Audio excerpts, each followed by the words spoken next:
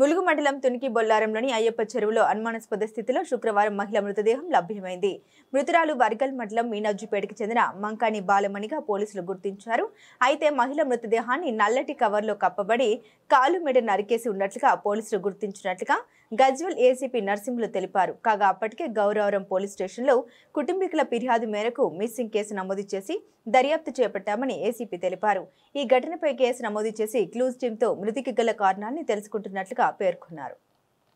Police స్టేషన్లో బాలమణి అని మీనాజ్పేటకు సంబంధించిన ఒక మహిళ 55 సంవత్సరాల మహిళ తప్పిపోయింది. ఒక రోజు తర్వాత 12వ తేదీ నాడు వచ్చేసి గౌరవరం పోలీస్ స్టేషన్లో వాళ్ళ కూతురు కంప్లైంట్ ఇవ్వడం జరిగింది. అందులో ఉమెన్ మిస్సింగ్ కేసు నమోదు చేసుకోవడం జరిగింది. నిన్న రాత్రి ఈ తునికి బొల్లారం సమీపంలో గల చెరువులో ఈ బాలమణి యొక్క డెడ్ బాడీ ఒక కవర్లో కట్టి అక్కడ పడేసి నాకు ఇన్ఫర్మేషన్ రాగానే వెళ్ళి చూస్తే వాళ్ళ కూతురు ఐడెంటిఫై చేయడం జరిగింది. అందులో బాడీ చాలా డీకంపోజ్ అయిపోయింది. అటు విషయంలో సెక్షన్ ఆర్డర్ చేసుకొని మర్డర్ కేసు ఎవరో గుర్తు తెలియని వ్యక్తులు హత్య చేసి ఆమెను అక్కడ పారేసినట్టుగా మేము భావిస్తున్నాం.